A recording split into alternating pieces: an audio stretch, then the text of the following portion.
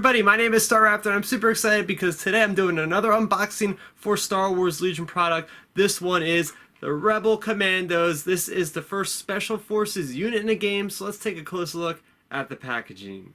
And here we have the packaging for the Rebel Commandos. I really do like the key art they used for this, that female Rebel Commando, all what looks like could be Endor. Again, I'm not really sure what happened here. We have unit expansion repeated twice. That does make a little bit more sense in this case because they are Special Forces unit and it comes with technically two units, 2-man sniper squad as well as the 5-man squad. We've got the key art on the side there again, and we have a representation of what the models look like as well as the array of cards. So let's crack this thing open and see what's inside. Here we go, here's all the commandos, all 7 of them. Let's take a close look at one of these. So who do we have here? We have what looks like a sergeant. Okay. I know there's a Mon Cala around here somewhere. Looking for him. Oh, there's the Mon Cala. Look at that Mon Cala. So cool. So yeah, a lot of these have various amounts of pieces to glue together. So I know the good old Dracelian,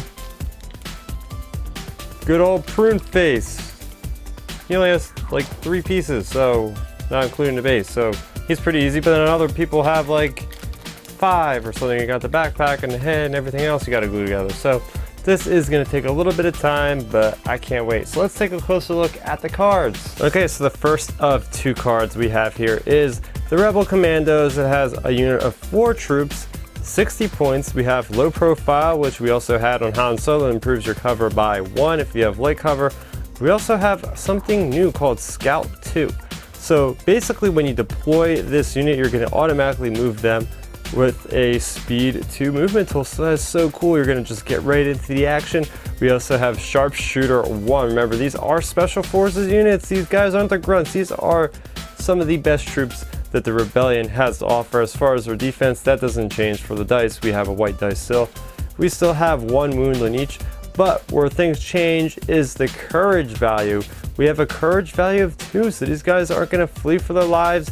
You don't have to have them as far away from the commanders. Well, they will flee from for their lives if they get like, you know, 4 suppression tokens or whatever. But yeah, they also have a crit, or not a crit, an actual hit from a surge as well as a block. Their weapon is still the same. We have A200 blaster rifle, range 1 to 3. They are also unarmed, and they have a couple upgrade slots that we didn't have with the actual Rebel troopers. We will get to that later. And for the first time ever, we have 2 unit cards that come with this trooper unit. So we also have the strike team Rebel Commandos. This is 16 point cost. You do have to use another miniature with a heavy weapon from this squad to make it work. So either you're gonna have to choose from the sniper or the saboteur. So heavy weapon team, you must equip an upgrade card. The mini added by that card is your unit leader. Okay, so if you get a wound, you have to take out the non-heavy guy first, so you're going to still stick around with that sniper or that charge. We also have low profile, which we just went over. We have Scout 2, which we also have, as well as Sharpshooter 1. And everything else about this card is exactly the same, but it just gives you some more flexibility. What's cool about this is you literally get 2 units for the price of 1 in this box. So that's a really good deal. But yeah, that is what these guys are good for, is setting charges as well as sniping. And yeah, the courage value is great. Their surges are awesome too, and their upgrade cards are going to be really good. So let's take a look at those. All right, so we have the DH-447 Sniper. This is a range of 1 to unlimited.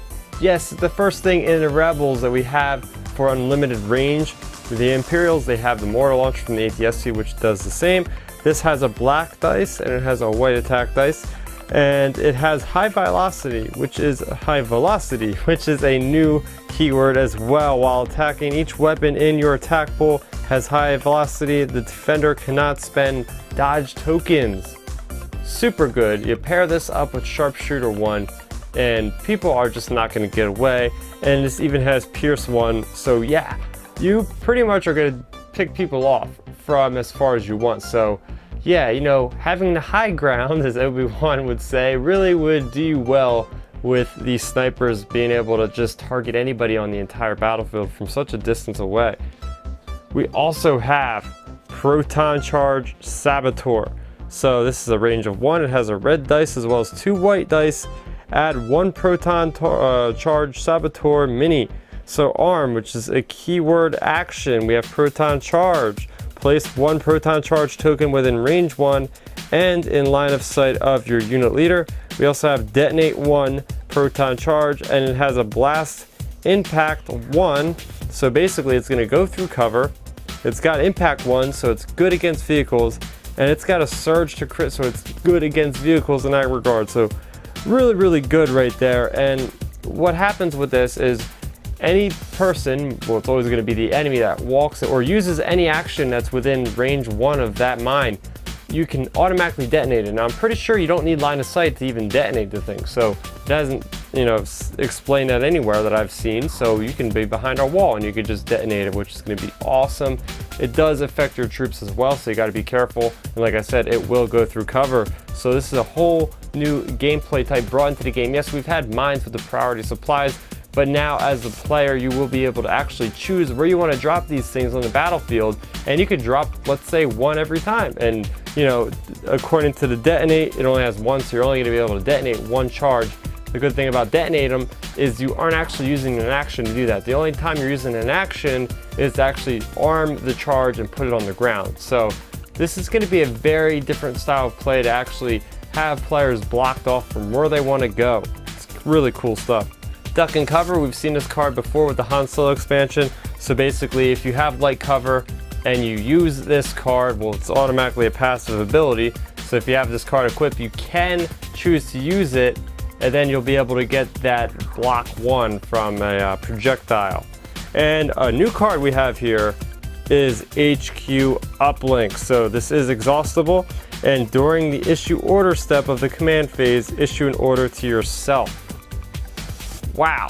So this is a game changer, guys. So basically, you're going to be able to just automatically have your sniper team or have your saboteurs pretty much be able to start off when you want them, wherever in that round. You can start them right off right away, but the snipers taking pot shots, putting on suppression right at the beginning of the round. So this is really powerful, and you can put this on other units in the game. Anything with the communications, you could put this on your snow speeder, on your ATRTs. It's going to add a lot more flavor, a lot more dynamic to the entire game here. And we have Emergency Stims, which is a new card which allows you to basically delay death for a unit.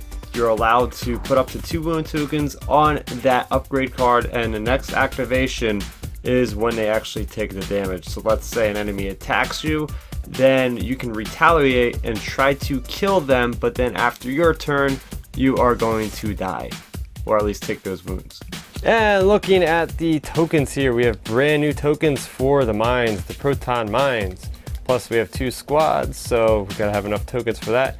And here we go. And as always, here is how to assemble our Rebel Commandos. And turning it over on the side, we have deeper explanations of how to use their new keywords from Arm X to Detonate X to Heavy Weapon Team, High Velocity, as well as Low Profile. Okay, so for assembling the Rebel Commandos, there was nothing any different than before with the other Rebel units, but what I did different was the paint job. So I added more camouflage colors, patterns to these troops to make them stand apart from the Rebel troopers. I took some inspiration from Starrapter, his YouTube channel. He has a great tutorial on how to do camouflage in his Rebel Trooper video, which I've left the link in the description down below. I like how Fantasy Flight included new alien species that we haven't seen before in this game yet, and that is the Mon Calamari, as well as the Dracelian, which is also known as Pruneface from Return of the Jedi. So for the Mon Calamaris, I had some fun because I painted the one more of an Admiral Raddus bluish color, and I painted the other more as a Admiral Akbar color.